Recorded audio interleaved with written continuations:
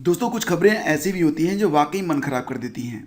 आज के दैनिक जागरण अखबार में ये खबर प्रकाशित हुई है और ये खबर दैनिक जागरण की वेबसाइट पर भी है। आप यहाँ पर देख सकते हैं। न्यूज़ जो है, अगर उसको आप पूरा पढ़ेंगे तो निश्चित रूप से आपका भी मन खराब होने वाला है।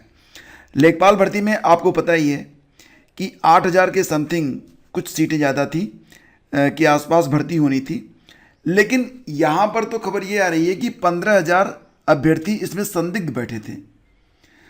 तो ऐसी कंडीशन में यूपी ट्रिपल एससी क्या करता है और इस परीक्षा के बारे में अब क्या कहा जाए।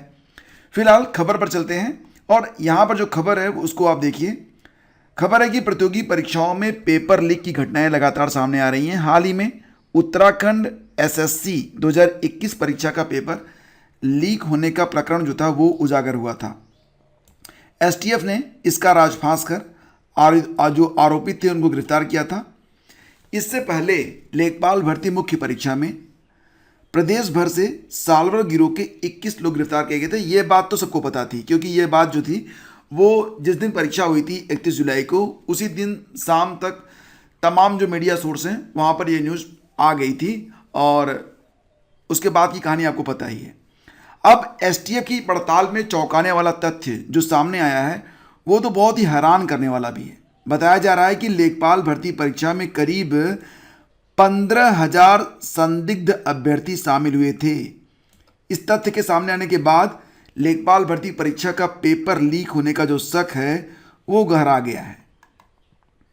एसटीएफ ने यूपी अधीनस्थ सेवा चयन आयोग यानी कि यूपी ट्रिपल एससी को पूरे प्रकरण की रिपोर्ट जो है वो भेज दी है।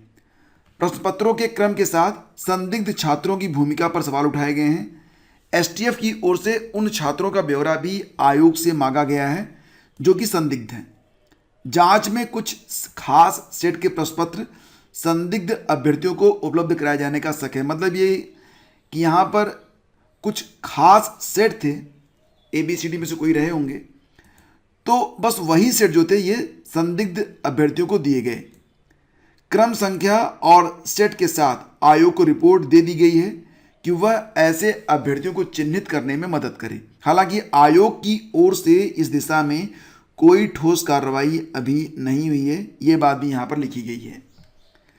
इसके बाद देखिए, 31 जुलाई को लेखपाल भर्ती मुख्य परीक्षा हुई थी। 2 लाख से ज़्यादा अभ्यर्थियों ने इसमें प्रतिभाग किया। परीक्षा अयोध्या, अलीगढ़, आगरा, बरेली, मेरठ, गोरखपुर, प्रयागराज, मुरादाबाद, झांसी, कानपुर नगर, लखनऊ और वाराणसी के कुल 501 परीक्षा केंद्रों पर सुबह 10 बजे से 12 बजे तक एक पाली में संपन्न हुई थी। इससे पहले एसटीएफ को परीक्षा में साल्वर गिरोह के शामिल होने की जानकारी मिल गई थी। इसके बाद प्रयागराज, लखनऊ, मुरादाबाद, बनारस, कानपुर नगर, बरेली, बलिया और गोंडा से गिरोह में शामिल कुल 21 लोगों को गिरफ्तार किया गया था। गिरोह का मुख्य आरोपित विजयकांत पटेल लेखपाल परीक्षा में साल्वर बिठाने के लिए प्रति अभ्यर्थी 10-10 लाख रुपए लिया था। तो एसटीएफ की जांच में पता ये चला है कि साल्वर गिरोह ने एक ही जैसे सेट संदिग्ध अभ्यर्थियों को उपलब्ध कराए। इसमें कई केंद्र व्यवस्थापकों की भूमिका भी संदेह के घेरे में है। कई केंद्र व्यवस्थापक पकड़े भी गए थे, आपको पता ही होगा। कुछ लोग शायद अभी भी फरार हैं, क्योंकि बीच में अपडेट बहुत कम आ रही थी। तो आयोग से संबंधित सेट का प्रश्न हल करने वाले अभ्यर्थियों के बारे में जानकारी मांगी गई है, ताकि उनकी स्क्रीनिंग कर जो मुख्य सरगना है उस तक पहुंचा जा सके। 2 सप्ताह से ज़्यादा का समय बीत जाने के बाद भी अभी तक आयोग ने एसटीएफ को आख्या नहीं सौंपी है।